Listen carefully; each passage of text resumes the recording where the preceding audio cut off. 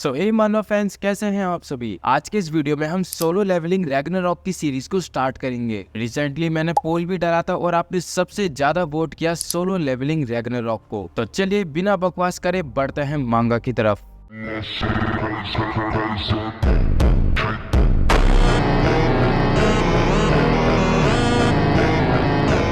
मांगा के starting panel में हमें आउटर गॉड्स के बारे में बताया जाता है जिन्होंने काउंटलेस यूनिवर्स को क्रिएट करा है और उनको कहा जाता है एब्सोल्यूट बीइंग्स। इसी के साथ साथ एब्सोल्यूट बीइंग्स ने इस यूनिवर्स के अंदर सोल्स और लॉस को बनाया, लेकिन ये सब कुछ बार बार करके एब्सोल्यूट बीइंग्स काफी ज्यादा बोर हो चुके थे। तो उन्होंने अपने एंटरटेनमेंट के लिए एक रास्ता चुना और वह रास्ता था अपने ही क्रिएशंस को लड़ते हुए देखना। उनके सभी क्रिएशंस आपस में लड़ते मरते फिर से जिंदा हो जाते। ये सब कुछ देखकर एब्सोल्यूट बीइंग को लगा कि अब उनसे बड़ा तो कोई है ही नहीं, लेकिन उनकी ये सोच गलत साबित हुई जब उनको पता चला एक एब्सोल्यूट बीइंग अपनी ही बनी हुई क्रिएशंस के हाथों मारा जा चुका है। तो उन सब की नजर उस यूनिवर्स पे पड़ी। ये सोचने की जरा भी भूल मत करना कि उन एब्सोल्यूट बीइंग को अपने साथी के मरने की चिंता थी। उनको तो बस उस यूनिवर्स को हथियाना था जिसका अब कोई भी गॉड नहीं है। तो अब दोस्तों शुरुआत होती है हमारे सन जिंगवो के बेटे संग सुओ की स्टोरी की। इससे पहले मैं सोलो लेवलिंग मानवा के 2-3 पैनल्स के बारे में बता देता हूँ जिससे आपको मुश्किल ना हो स्टोरी को समझने में। इससे पहले सोलो लेवलिंग में सन जिंगवो ने अपने बेटे संग सुओ की मेमोरी को इरेज कर दिया है और उसकी पावर को भी लॉक कर दिया है ताकि वे एक नॉर्मल लाइफ जी सके। साथ ही में जिंगवो ने पूरी दुनिया की मेमोरी को मैनिपुलेट करके उसमें से डंजन, मिस्टिकल क्रिएचर्स, हंटर्स,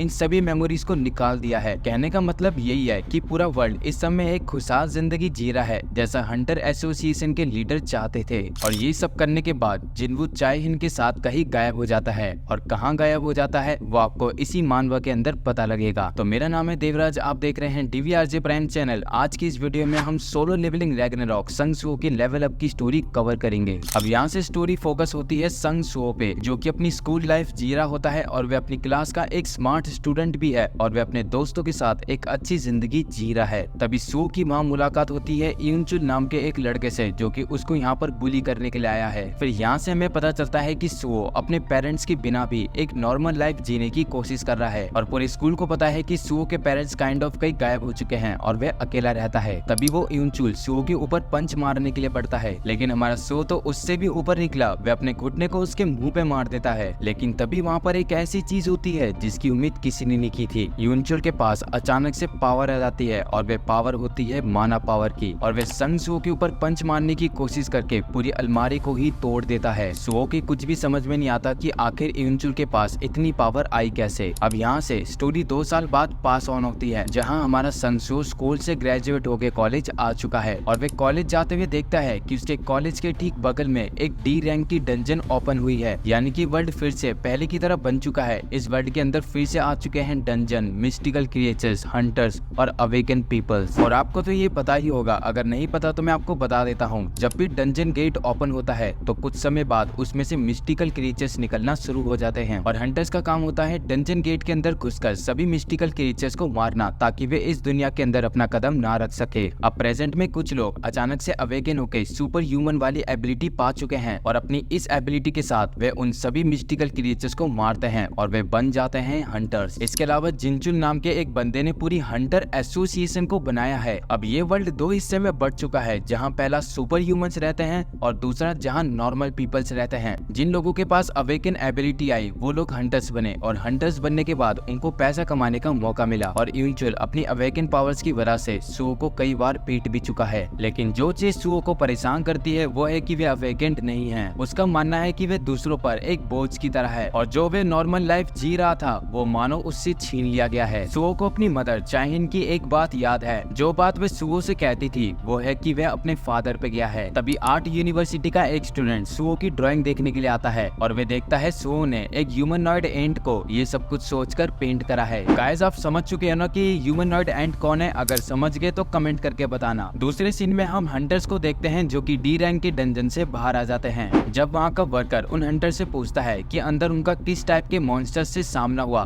तो वे हंटर बताता है वो इंसानों की तरह दिखने वाले मिस्ट बन मॉन्स्टर्स थे। उनकी जो ताकत है वो उनके नाखूनों के अंदर थी और ऑब्वियसली उनके नाखून हंटर्स को भी लगे हैं। तभी उस हंटर के घाव में से उस मॉन्स्टर की फ्लेम आती है और वे हंटर अजीब तरीके से रिएक्ट करते हुए अपने सामने खड़े वर्कर को चबा जाता है। एक एक करके वहाँ के सभी हंटर मॉन्स्टर की तरह बन के वहाँ के लोगों को मारने लगते हैं और एक तरह से वहाँ पर ज़ॉम्बी एपोकलिप्स शुरू हो जाता है। स्टूडेंट्स जब अपनी खिड़की के बाहर देखते हैं तो उनको यही दृश्य देखने को मिलता है। तभी सू अपने सामने एक मिस्ट बन मॉन्स्टर को देखता है जो कि दूसरी बिल्डिंग से छलांग लगा के उनके पास आ जाता है और वहाँ के बच्चों को भी खाकर अपनी तरह मिस्ट बन बनाना शुरू कर देता है। सो देखता है एक लड़की फंस चुकी है और वे भाग नहीं पा रही। इसकी मदद करने के बजाय सो हंटर्स को लेकर आता हूँ बोलकर वहाँ से भाग जाता है। खुद को ऐसे भागते हुए देखकर सुओ को रियलाइज होता है भले ही वे एक अनअवेकनर है लेकिन उसको किसी को भी ऐसे छोड़कर नहीं भागना चाहिए। फिर वो याद करता है बहुत वक्त पहले उसको एक ऐसा सपना आया था जो कि उसको एक गेम की तरह दिख रहा था। उस सपने में उसको एक सिस्टम मिला जिससे उसको लेवल अप होने में मदद मिलती थी और जैसे जैसे वो लेवल अप करता उसके सामने उसी के लेवल के मॉन्स्टर्स आते। उन सभी मॉन्स्टर्स को ठिकाने लगाते हुए सो पहुंच गया फाइनल बॉस की तरफ और वह फाइनल बॉस सबसे ज्यादा ताकतवर था जिसको हराना सो के लिए भी काफी ज्यादा मुश्किल है। सडनली सो को रियलाइज हुआ उस फाइनल बॉस का बिहेवियर उसके फादर की तरह है और शायद से अपने फादर की झलक उसने अपने सपने में देखी थी जो कि काफी ज्यादा ताकतवर है। सो सोचता है अगर इस सिचुएशन में उसकी जगह उसके फादर होते तो वे भागते नहीं बल्कि इन मॉन्स्टर के सामने खड़े होकर उनसे लड़ाई करते और वे एक फायर एक्सटिंगाइजर को उठाकर उस मिस्ट बन मॉन्स्टर के थोपड़े पे वार करता है। लेकिन एकदम से सू के लिए टाइम रुक जाता है। ना ही वे डरी हुई लड़की हिल पाती है और ना ही वो मॉन्स्टर और उसके सामने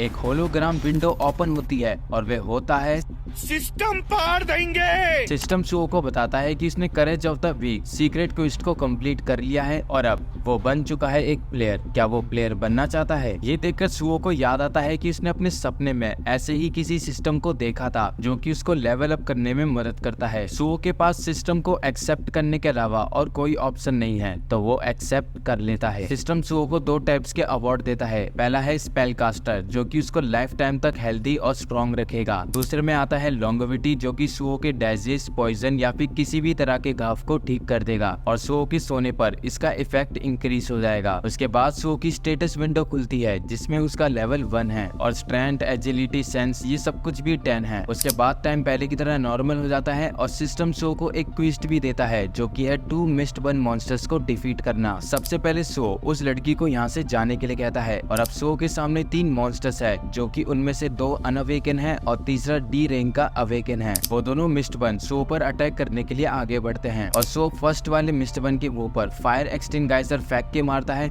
और एक अपना पावरफुल पंच मारकर उसको आसमान की सैर करा देता है। सो को अपनी स्ट्रेंथ को देखकर काफी ज्यादा हैरानी थी। तभी दूसरा वाला मिस्ट बन सो की तरफ तेजी से बढ़ रहा था लेकिन सो उसको काफी आसानी से हैंडल कर लेता है। सिस्टम सो को बताता है कि अब उसका लेवल अप हो चुका है और उसने क्वेस्ट को कंप्लीट कर लिया है। अब बचा है तो सिर्फ एक डी रैंक का मिस्ट बन जो कि पहले हंटर भी था। सो उसके भी फेस पर अपनी पूरी ताकत लगाकर पंच मारता है लेकिन सो के पंच का असर उसके ऊपर नहीं होता और वह सो की चेस्ट पर मौका देखकर नाखूनों से वार कर देता है। इन नाखूनों के हमलों को देखकर सो को लग रहा था कि अब वो भी एक मिस्ट बन जाएगा लेकिन सिस्टम सो से कहता है टेंशन नहीं लेने का, अब उन्हें ना। सिस्टम लॉन्गेविटी इफेक्ट का इस्तेमाल करके उस पॉइजन को सो की बॉडी पे फैलने से रोक लेता है। फिर वह मिस्ट बन सो के ऊपर हमला करके उसको नीचे गिरा देता है और सो को रियलाइज होता है कि वह डी रैंक के हंटर से कमजोर है। इसका मतलब उसका रैंक ई है। तभी सिस्टम सो को उसके जीते गए अवार्ड के बारे में बताता है जो कि है 5 स्टेट पॉइंट और 3 स्ट्रेंथ स्टेट पॉइंट। अपनी स्ट्रेंथ बढ़ जाने के कारण सो उस मॉन्स्टर को उठाकर अपने से दूर कर देता है और उस पर एक जोरदार पंच मारता है लेकिन इतनी स्ट्रेंथ भी उस मॉन्स्टर को हराने के लिए काफी नहीं थी। फिर सो बाकी के बचे 5 स्टेट पॉइंट को भी अपनी स्ट्रेंथ में लगा देता है और उसकी स्ट्रेंथ हो जाती है 14 से सीधा 19%। और अब जो सो के पंचेस है वो उस मॉन्स्टर के ऊपर भारी पड़ने लगे हैं। सो सोचता है अगर किसी हंटर की रैंक तय हो जाए तो वे और ताकतवर नहीं बन पाता लेकिन मेरे केस में ये काम नहीं करता। ये कहते हुए सो अपना फाइनल ब्लो उस मॉन्स्टर के ऊपर दे मारता है और सिस्टम सो को बताता है कि उसने डी रैंक के मिस्ट बन मॉन्स्टर को हरा दिया है और उसका लेवल अप हो चुका है। सो खुश था कि आखिरकार वे अवेकन हो पाया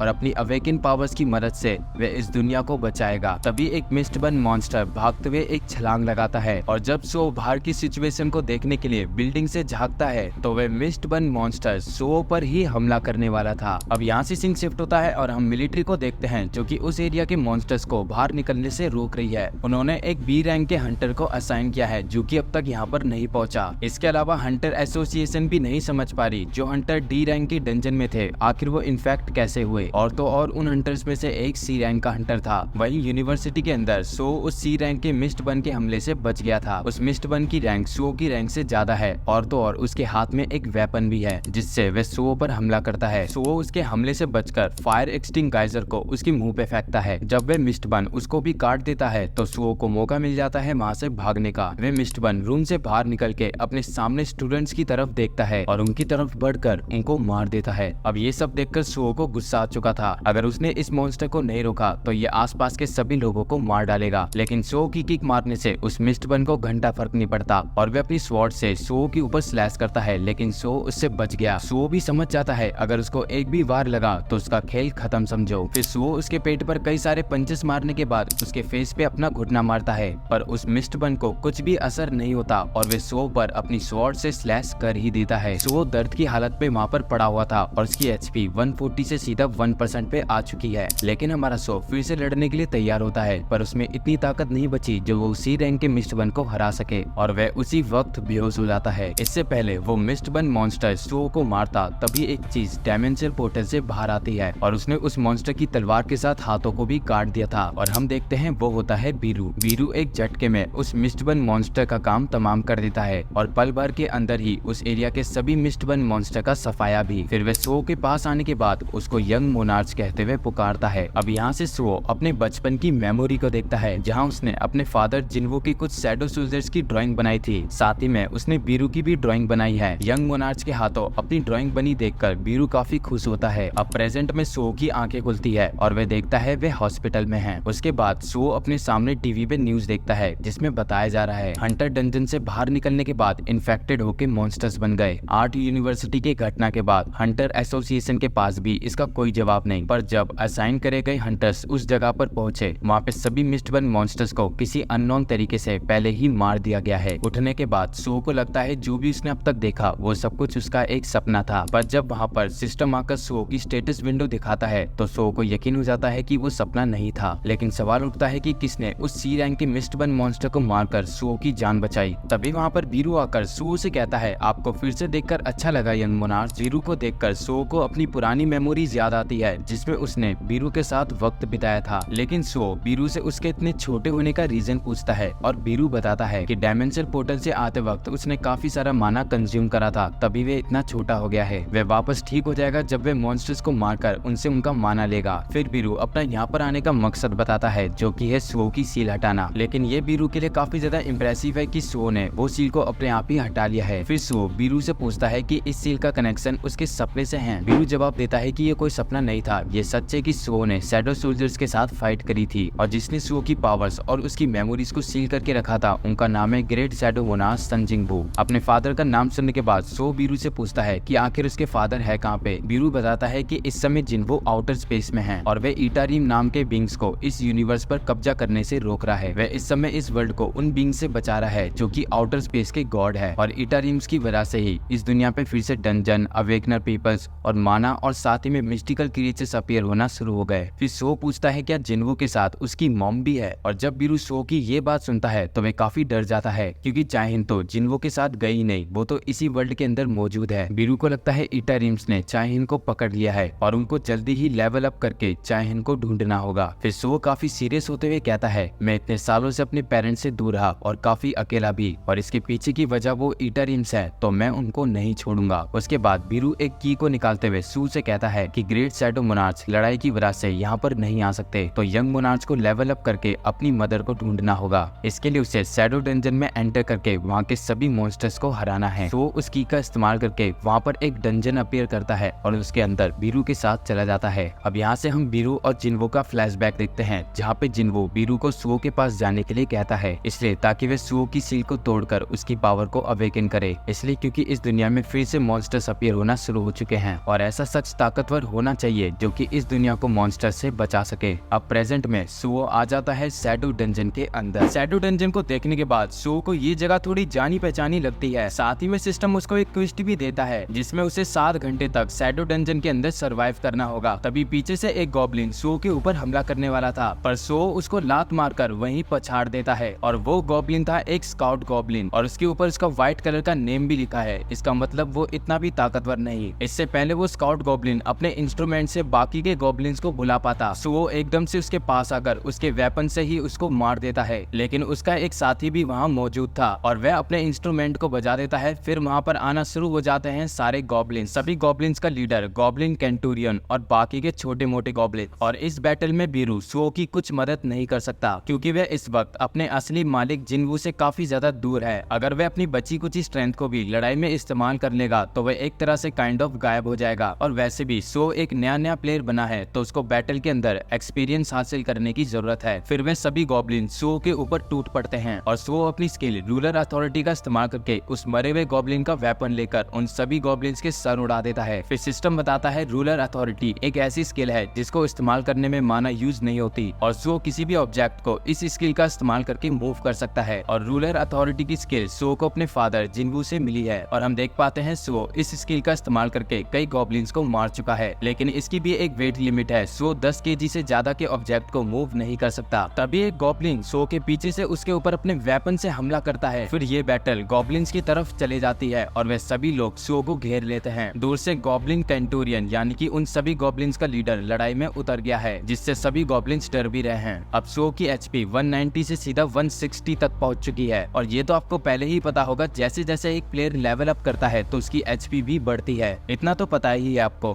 खैर सो उस गॉब्लिन के वेपन को बाहर निकालकर उन सभी गॉब्लिन्स को मारते हुए गॉब्लिन के लीडर तक बढ़ने लगता है और आखिर में उसको भी एक ही स्लैश में मार देता है। कुछ समय बाद हम देखते हैं सो का लेवल अप होना शुरू हो जाता है और यही नहीं, उसने 4 घंटे सरवाइव करने का क्वेस्ट भी कंप्लीट कर लिया था। बीरू भी काफी खुश था कि उसकी मदद के बिना ही सो ने सभी को हरा दिया और सिस्टम उसको एक क्वेस्ट कंप्लीट करने के तौर पर एक अवार्ड देता है। क्या आप जज कर सकते हो वो क्या होगा? चलो मैं ही बता देता हूँ, शैडो एक्सट्रैक्शन। जी हाँ, इतनी जल्दी सुओ को ये स्किल मिल भी गई और इस स्किल के बारे में मेरे से ज्यादा तो आप लोग जानते ही होंगे क्योंकि सुओ की शैडो एक्सट्रैक्शन का लेवल 1 है तो वो सिर्फ 3 ही शैडो को एक्सट्रैक्ट कर सकता है और वो बस अनलिविंग बीइंग की ही शैडो एक्सट्रैक्ट कर सकता है। यानी कि सुओ को अपने से कम ताकतवर अपोनेंट को मारना होगा और फिर जाके उसकी शैडो को एक्सट्रैक्ट करना होगा। बीरू की राय पर सो शैडो एक्सट्रैक्शन का इस्तेमाल करता है उन मरे हुए गॉब्लिन्स पर और कहता है राइज।